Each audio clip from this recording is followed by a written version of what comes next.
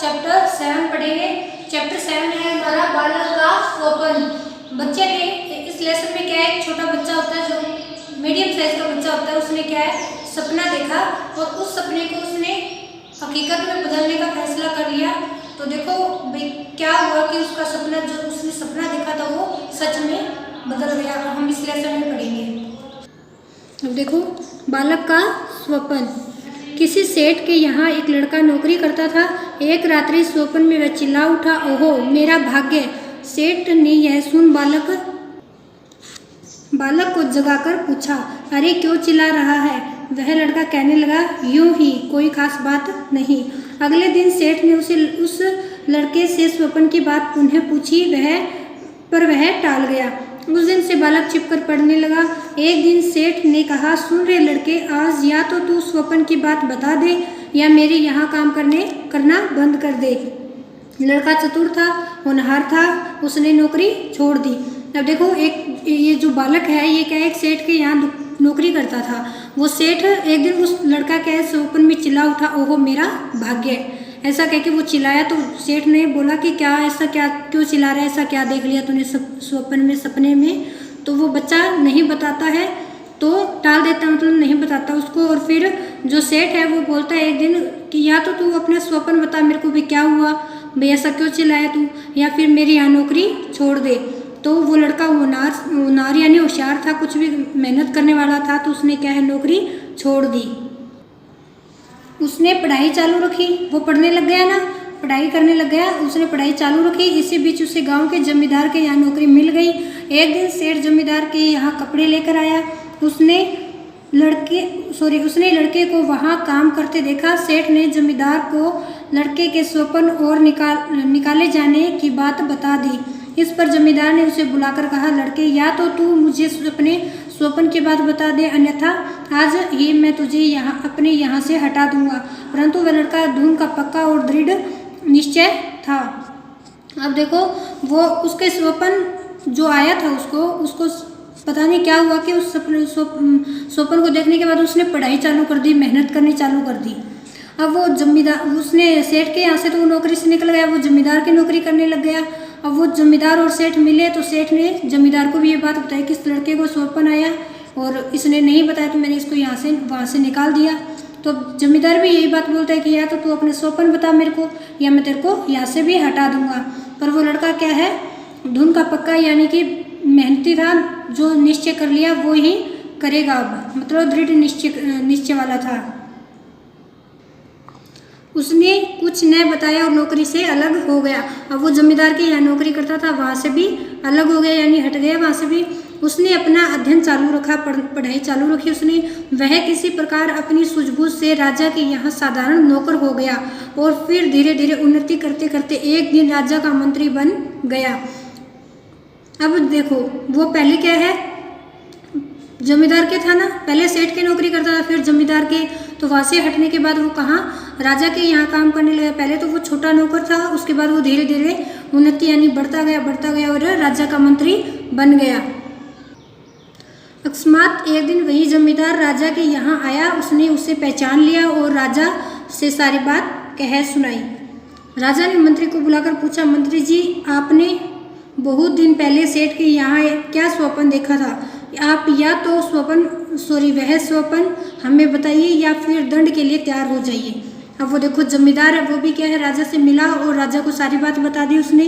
तो राजा है वो मंत्री को बुलाता है यानी उस बालक को बुलाता है और उसके स्वप्न के बारे में पूछता है। बोलते हैं कि या तो तू अपना स्वप्न बता दो और या फिर क्या है दंड के लिए तैयार हो जाओ। मंत्री ने स्वप्न बताने से इनकार कर दिया। राजा ने नाराज होकर मंत्री को कैद खाने में डाल दिया। कुछ दिन बाद पड़ोसी राजा ने इस राजा पर चढ़ाई करने की सोची। उसने सीमा पर अपनी सेना भी जमा कर ली। उसने इस राजा तथा मंत्रियों की चतुराई जानने के लिए 2 घोड़ियां भेजी और पूछवाया कि इनमें माँ कौन सी है और बेटी कौन सी है। सभी ने अपनी अपनी बुद्धि लगाई पर समस्या का कोई हल न कर सका। राजा का नौकर बंदी मंत्री को नित्य भोजन देने जाता था। उसने सारी बात मंत्री को बताई। राजा की परेशानी सुनकर मंत्री कहने लगा, यह कौन कौन कठिन बात है। दोनों को नदी में नहलाने ले जाओ। जो पहले आगे नदी में घुसे वही माँ और जो पीछे चले वह बेटी है। अब देखो, जब मंत्री ने स्वप्न की बात नहीं बताई ना राजा को, तो राजा ने क्या है उसे कैद खाने में डाल दिया। अब कुछ दिन बाद क्या है, पड़ोसी राजा यानी कि जो एक तो ये राजा था, जो दूसरे देशों के राजा थे, वो क्या है, ये जो यहाँ वाला राजा है उस पर क्या है, उन्होंने आक्रमण करने की सोची और वहाँ पर क्या अपनी सेना इकट्ठी कर ली। अब उस राजा ने पहले जो इधर ये राजा है, पड़ोसी राजा है, उसने इस राजा की वो चतुराई जानने के लिए भी कितना होशियार है ये जानने के लिए उसने क्या 2 घोड़ियाँ भेजी और पूछा कि इनमें से माँ कौन सी और बेटी कौन सी है। पर किसी की भी बुद्धि नहीं चली, उसमें कोई हल नहीं कर सका, मैं कैसे पता लगाए। तो क्या है, जो मंत्री है उसको एक नौकर खाना देने जाता था, तो उसने उसको बताई मंत्री को सारी बात कि पड़ोसी राजा ने ऐसे ऐसे बोला है। तो राजा ने उसने क्या कहा मंत्री ने कि दोनों को नहलाने ले जाओ नदी में। किसको? घोड़ियों को नहलाने ले जाओ, और जो पहले कूदेगी वो क्या है, माँ है, और जो बाद में कूदेगी वो क्या है, बेटी है। इसके बाद उसी प्रकार के 2-3 पर्सन राजा ने भेजे, मंत्री ने सबको हल कर दिया। वो पड़ोसी राजा था, उसने ऐसे ही 2-3 पर्सन और भेजे, और मंत्री था उसने सारे हल करके दे दिए उसको। पड़ोसी राजा ने यह सोच करके इसे हराना कठिन है, अपनी सेनाएं हटा ली। उसने संदेशा भिजवाया कि जिस व्यक्ति ने मेरे प्रश्नों का हल किया है उससे हम अपनी कन्या का विवाह करना चाहते हैं। इस समाचार से राज्य भर में सनसनी फैल गई। उस बंदी मंत्री की चारों ओर प्रशंसा होने लगी। राजा ने उसे तुरंत मुक्त कर दिया। इसके बाद पड़ोसी राजा ने अपनी कन्या का विवाह उससे कर दिया। राजा ने मंत्री को अपना आधा राज्य भी दे दिया। इसके बाद इस राजा ने भी उसे बहुत सी चल और अचल संपत्ति भी दी। अब देखो, ये मंत्री था, इसने क्या सारे सवाल जो प्रश्न दिए थे सारे हल कर दिए। तो जो पड़ोसी राजा था वो उसने सेनाएं हटा ली भी, इस राजा को ये हराना क्या है, मुश्किल है। और फिर पूछा कि जिसने मेरे सवालों के जवाब दिए हैं, मेरे प्रश्नों के उत्तर दिए हैं, उससे क्या है मैं अपनी बेटी की वो कन्या का यानी कि बेटी का विवाह करना चाहता हूँ। इस समाचार से क्या है सारे राज्य में सनसनी फैल गई, यानी कि सन्नाटा छा गया भी, और वो जो मंत्री है उसकी प्रशंसा होने लग गई। अब उसे क्या है तुरंत मुक्त कर दिया। कैद खाने में था ना वो, तो उसे मुक्त कर दिया। और जो पड़ोसी राजा था उसने अपनी कन्या का विवाह भी उससे किया, और आधा राज्य था उसका वो भी उसे दे दिया। और जो इधर इसका राजा था मंत्री जिसका बना था, वो राजा क्या है उसे कुछ जमीन उसने भी उसको दे दी, उसको धन दे दिया कुछ दिन बाद एक दिन प्रातःकाल इस मंत्री राजा ने दोनों राजाओं, जमींदार तथा सेठ सभी को अपने यहाँ आमंत्रित किया। अब देखो, जो ये मंत्री राजा था यानी कि पहले मंत्री बना था वो राजा बन गया ना, तो उसने क्या है दोनों राजाओं को यानी कि पड़ोसी राज्य जो अपना इसका राजा था उसको, ठीक है, जमींदार को जिसके यहाँ नौकरी की थी, सेठ के यहाँ नौकरी की थी, उन सबको यहाँ अपने राज्य में उसने अपने महल में उसको आमंत्रित किया, बुलाया उनको। जब वे सब वहाँ उपस्थित हुए तो उस समय वह मंत्री राजा पलंग पर महल के विशाल एवं सुसज्जित कक्ष में लेटे थे। उनकी पत्नी उनके पास बैठी थी। इसके अतिरिक्त अन्य कई नौकर भी इनकी सेवा में जुटे थे। चारों व्यक्ति भी उसके आसपास बैठे थे।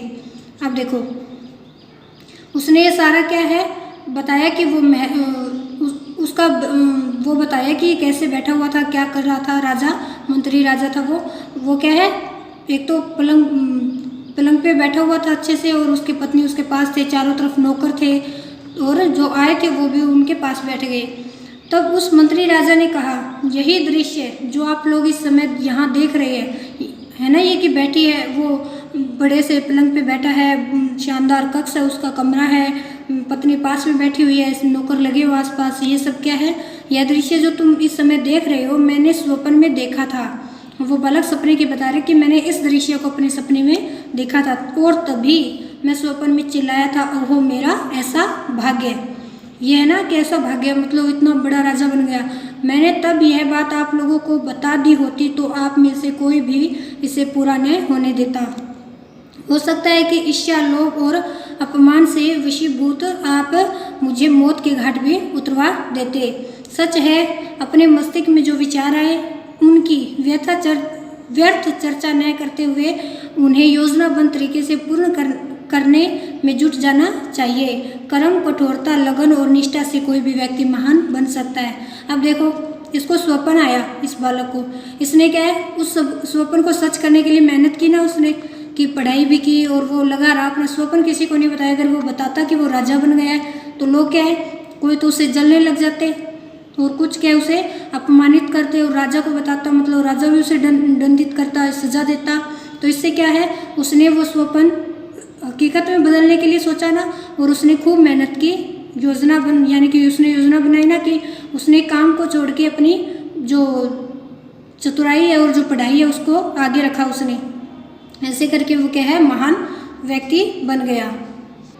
अब ये देखो, इसके आपका लेसन कंप्लीट हो गया। इसके क्वेश्चन आंसर है दूसरा, तीसरा, चौथा, पांचवा, आगे है छठा, सातवां, आठवां, नौवां, 10वां। ये 10 क्वेश्चन है, ये आपको खुद से अपनी नोटबुक में करने हैं और इनको लर्न कर लेना, और इनकी जो आप होमवर्क करते हो इसके फोटो लेके वापस भेज देना। अब देखो, मैंने आपको ये 5 क्वेश्चन दिए हैं, वो तो आपके नोटबुक ये बुक में आपको क्वेश्चन आंसर साथ ही दिए हुए हैं, वो तो खुद से कर लेना। अब ये क्वेश्चन क्या है, 5 क्वेश्चन है, ये आपको खुद से करने हैं। लेसन तो मैंने पढ़ाया है, इसमें से आपको पता होना चाहिए कि इसके आंसर। अब देखो, पहला है राजा के प्रश्नों को किसने हल किया। दूसरा है सेठ ने पहली बार स्वप्न की बात बालक से कब पूछी।